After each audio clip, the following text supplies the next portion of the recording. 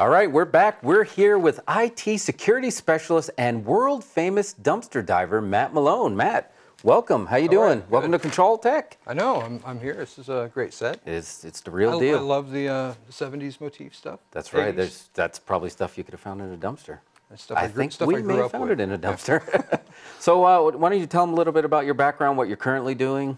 So I own a company called Acero Security, which is we help IT companies understand that security is more than just IT. It's not just technology. It's administrative, physical, and technical. With that, led me into a hobby of mine. So on the physical side, you may be protecting the network really well, but if they're throwing away confidential data in the trash, that's what we call a clue. That's a clue. So I help them to also understand that, and in that I noticed that there's a lot of products out there that they're throwing away, which are servers and computers and stuff. So I started grabbing it and started a little side business doing that. So you're a good Samaritan of IT, that you're actually showing them some penetration testing, like, oh, that's great. We love your firewall. Look what I found in your dumpster. All your employees' social security numbers. Right. I found everything from social security numbers of children. We found 2,000 records of kids with their name, their address, clinical diagnosis, who called CPS, which that's probably not yeah, good stuff. that's frightening. So, and then I've also found job records and stuff. So it's amazing because, I mean, we think about technology and security and hackers from afar, but physical is still a big physical. Big aspect. It needs to be physical, and it has to have all those elements. So you have to protect for the data on the servers, but we went in through a social engineering thing once and I grabbed 40 Macintoshes within 5 minutes, which was wow. Nice new MacBooks. That's amazing. So right now, from your, not the dumpster standpoint for infections, but from your security standpoint, what's the worst infection that you feel like you're dealing with right now that you're seeing a lot of? I mean, I see a lot of just customers, clicking on things and opening up. So I mean, I haven't necessarily seen one particular thing. What I usually get called in is when a breach happens. So I've done consulting with either NYPD or FBI, and they can't do work for a customer. They can only investigate the crime. So a lot of times I'll get a phone call and it's like, hey, we got hacked, and I'll fly out there and start. That's a future show on CBS. You heard it here first. Yeah, that's right. It's gonna be based on you, and you're gonna like the pre-crime. You're trying to you're gonna work with a cop. It's gonna be a love story. I'll be the pre-crime. That's right. So I'll have to wear the helmet and yeah. So again, going back to your security background, what would you be the most afraid of? What do you feel like is the biggest people? People. Well, it's people. Well, so a lot of times, one of the first things that happens is in a breach or anything else, they go grab the IT administrator and they say, hey, come here, what's going on? And I don't know. The reality is that if your security concept is focused on one person, right, you're going to fail every time. Yeah. As an investigator, I'll go in and I'll investigate these things, and I'll look at them, and really an investigator asks this person, that person, that person, that person questions. And then from that, they get the whole story. The correct answer is the people already know the answer. So your user base knows what to do, and if they don't, then you should be training. Right, yeah, and then it all comes down to training. Yeah. Instead of just educating the people that we're afraid of, we're trying to train them so we don't have to be so afraid of them. Well, because take the same concept of hacking and let's put it into a school shooting. If you go to any elementary school and you say, what happens if an emergency happens? Those kids will know. You go to the green bus or you go to the yellow flagpole, like they have trained it, they've drilled it, because it's an important asset. Right. Data is an important asset, and you may be protecting some of it, but you got to protect all of it. Janitor's keys is a pretty important asset. Never thought of that. It has keys to the server room. Wow. That was very Breakfast Club, little throwback there. Yeah. It's like custodial arts can be very dangerous with the keys that you have. That's true. It's like, I know your secrets. So I might be too old. I'm with you. So right now, talking about different types of threats. How concerned are you with ransomware? A lot. I have seen that a lot. And there was actually a police department, I think in Colorado, that just paid the ransom, right? And there's nothing worse than this cop going, I can't believe I got to pay this. Oh, that's got to feel awful. It's one of those things that, I mean, FBI, none of those guys, I mean, I had a case of ransomware, and we were actually during a federal investigation. So I asked them, I'm like, come on, you guys can fix this, right? You guys can. He's like, no, there's nothing. I would love to, because there's evidence in there, but there's nothing we can do. Wow. So it's the technology is a double-edged sword. I mean, the guy who invented encryption, it is encrypted. So, I mean, if you lose the key or if you don't have access to it or someone encrypts it, Yeah. it is what it is. Can you imagine someone just made a new key to your house and just like, oh, yeah, I got the key. You want to get in? Well, imagine something like this, a RFID reader. But Oh, you've seen the credit card scam Oh, stuff. yeah. So you basically just walk up, read the card, and then you can recode it right from this $8 device that I got off the internet. That is a copy and paste stick for key fobs? For key fobs. Wow. Yeah. So That is dangerous. by the way, I'll be coming back Yeah, I was later going to say, today. So I'm going to just put my fob on this side. So that's just cool. move it over there. Just leave your credit cards there. We're fine. Oh, man. So that is scary. But, I mean, let's go to spear phishing. How big of a threat do you think that is? It's an incredible threat. So people should be testing this stuff in their own environment because I like that motto of, hack yourself or else somebody else will. It's better when you can test it and do that sort of thing because people are more aware. But spear phishing, we did it on a law firm, and it was a very, very large law firm. And they finally shut it down. We had almost every lawyer's password. Wow. Can you imagine having every lawyer's back? Yeah, I can imagine. I lived it. yeah. I mean, how much information that you would have there? Well, I mean, that's the thing is, I mean, when you think about a hack, you, for some reason, think that somebody is breaking in. It's so much easier to just ask the person for their username and password. So just social engineer? Or just do a spear phish where you're launching out, hey, please click on your website or reset your password from your network administrator. So, I mean, how hard is it to spoof an email, right? No, they're really good right now. Yeah, Some of them are really good. Yeah, it's crazy. There's actually an overlay map that I've seen before where you take where we throw our trash and actually where the spear phishing attacks are coming from. And shockingly enough, there's a perfect overlay. There's a great picture in the New York Times where there's a computer and the guys are sitting there and they're like smiling on top of it and it says property of City of San Antonio. And that was in the New York Times. So I was like, I looked at it and I was like, oh, that's why my uncle, he's apparently not doing well in Nigeria. Oh, yeah. But he's got a lot of money. Yeah, I'll send him If you would some just money. give him a place to put that money, you can get a piece of it. Yeah, he'll PayPal. I got ideas. Just got ideas. So what about spam? What are you feeling like? What are the worst kind of spam? Spam. So, I mean, it's just a sensory overload. So, with spam, you can basically, the way it's hitting me is you get all of this spam that's coming at you, and it's so hard to decipher anymore. The spam has gotten so incredibly good on, hey, Matt, you remember, did you get that email I sent you last week? And I'm like, what? So, but it's almost like the language barrier has dropped a little bit. So some of the stuff that I've been seeing has been coming in, and it's a little bit more intelligent, I guess, than just a general broadcast. And a lot of the legit spam, right? We have a lot of alerting systems that are very chatty. So I don't know if it makes you like less vigilant to look at everything that's coming through, and you might be more susceptible to click on something because you have so much coming through. Well, and the other thing is I mean, you're getting it on your phone, right? Right. So, Yeah. your spam filters may work in some places and not in others. Oh, we had someone trying to break into our door with our new fob. Ah. No, we're good. So what about antivirus, or should I just say anti-malware? Like, what in a perfect world, what would you feel like would be the best solution for like just protecting the inside of the network, outside of the network, but something? So there's a couple different things. Again, it goes back to what's the overall plan. The scariest thing that I've ever seen is when they think security's there. I recently, and this was ironic, I just happened to go to a store here in Austin, and they're a national chain, but I walk in and I handed her my credit card, and I said, let me get that back, because I saw the password for her authorized.net account and the username and the login right there on the screen. And I'm like, whoa, give me that. You're not, I'm paying cash. Yeah. So, but I said, you really shouldn't do that. I said, you realize I can get in there and take the credit cards from you.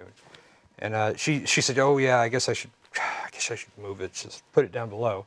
And I'm thinking, that's not much better, but okay. So I called the corporate office, and when I talked to the lady, she said, no, it's okay, we've got an IT department. I said, yeah, but... We have an IT. I said, but what I'm saying is I just noticed this. I'm not saying, I'm not complaining, I just want you to be aware. And she said, well, yeah, but we've got a firewall.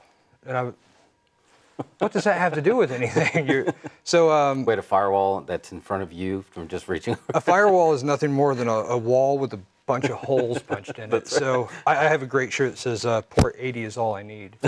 So, You know, I think that if your security program is based around an antivirus, and that's, you know, you have antivirus, you have your firewall, and that's it, that's cool. You're probably going to fail. So it really should be a holistic approach. So antivirus nowadays, to me, it's almost by the bygone era, because who's writing, it's only for the things that you know about, not the things that are written tomorrow. Right, 0-day exploits. And it's 0 days are just, I mean, that's the way it's going. I went in to see code.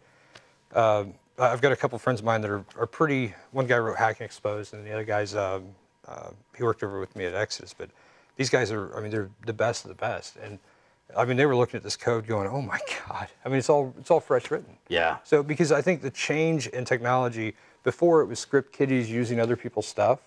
Right. And Silk Road came out, and now all of a sudden records are very valuable and you can sell them very easily.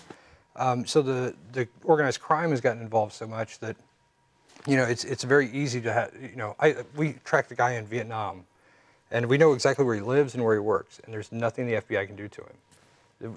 The guy was stealing $10,000 worth of gold a month from a gold company. Oh, wow. And it's crazy, but it was a completely 0 day, you know, fresh written. Nothing you can do. So they had antivirus, they had a firewall, and that guy owned their network.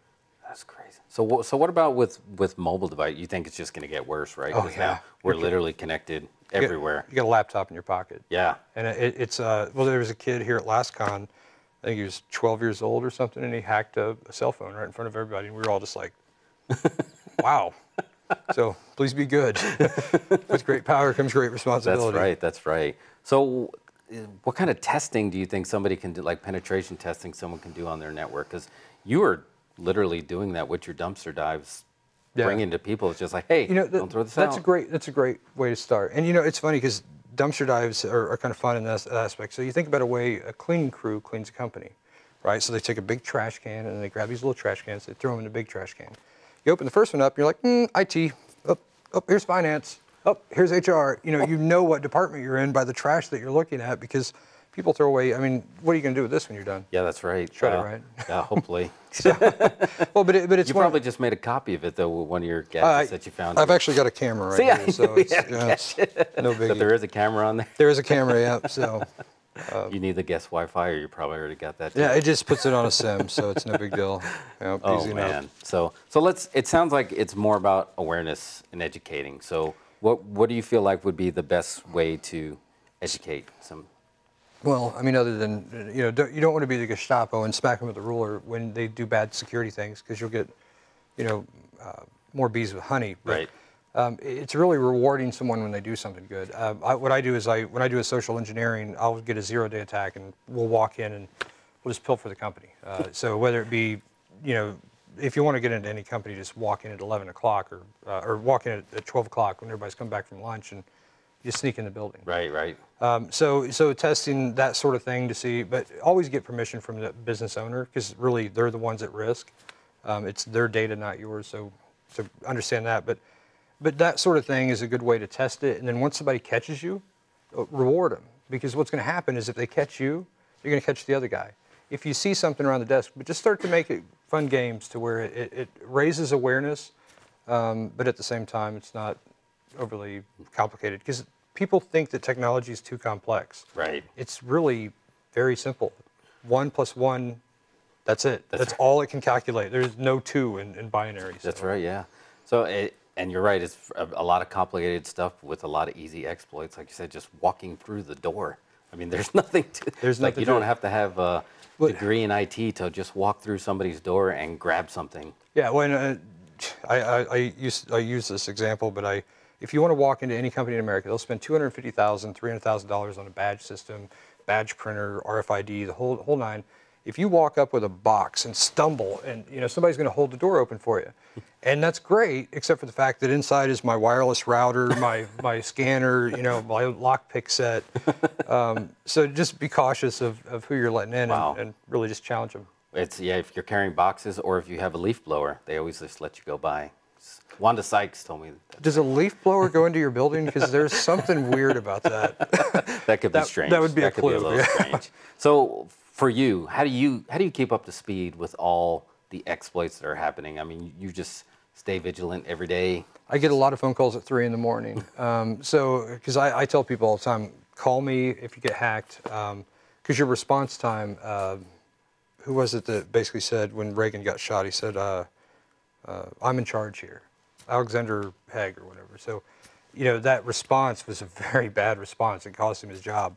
And I tell people a lot of times when you get hacked, you know, just call me, because a lot of them, they're getting hacked right now. Right. So I see a lot right of different attacks, and that's what's kind of been interesting as an investigator. I get to see these different attacks, whereas if you're a security specialist and you're good at breaking in this way, that's the way you go in.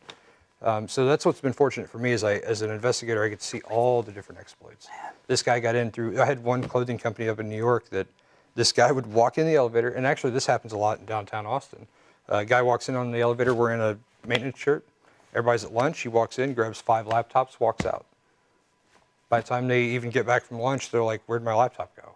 That is nuts. So, but the data on there is what's really, that's the critical part. And so I like you're an analyst. Again, you're going to be on CBS.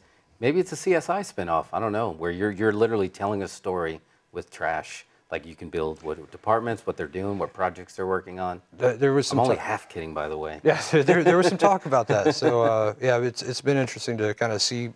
You can tell a lot about a company, where their culture is, of whether they're you know, security conscious, or you know, if you see them, at least they like ripped it once, good, and then you'll see the old shreds, which is like the single file. And then you'll see the cross chipping. Those little snowflake ones. The snowflakes are great. So yeah, That's the way but to even go. shredders break down. I mean, you can get some tickets. It happens. All right, 2 more questions. Yep. Not even paper questions. First, you got toys there, and I want to see some of the toys. Little show and tell. Yeah, with so Matt Malone. So these are some of the toys that I've actually gotten from the trash. A lot of times with China, you don't ship stuff back. So if it breaks, this is obviously written in Chinese, so wow. so it's definitely straight from there. But with this is actually a reader and a writer, so you're able to take. That was a copy and paste stick.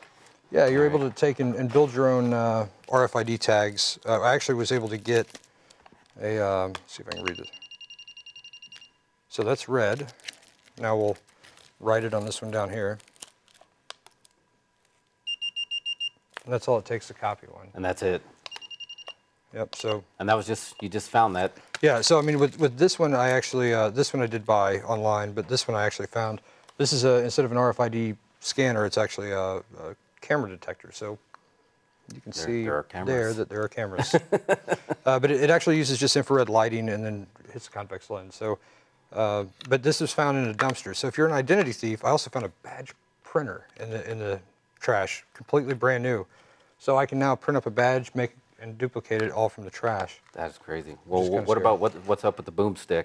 Oh, so this is actually a flashlight, which I was able to find in there, which is great because you can not only blind the person, but and you just taser. just tase them. So this was in the dumpster. There was actually a ton of these. I had some batons, some bigger ones. How did you find out it was a taser? You didn't get tased? They were in the box. Luckily, they were in the box. But this one, when I grabbed it, it was charged up, and I was like, "Oh, awesome, a flashlight!" And I pulled it back, and that it scared me as much as it did you, because I was luckily on the nice end and not the business end. Yeah, of it, I was so. gonna say. Well, Do you want to test it? oh no, I'm good. I trust you on that. So. Well, I just figured. Yeah, you got the size advantage, so I'll take the technology. Well, Matt, this has been awesome. Thank you for sharing it. But before I let you go, Yep. can you take me on a dumpster dive? Absolutely. All right, we're gonna do this. Let's do this. All right, here we go. I'll leave my fob here, just in case.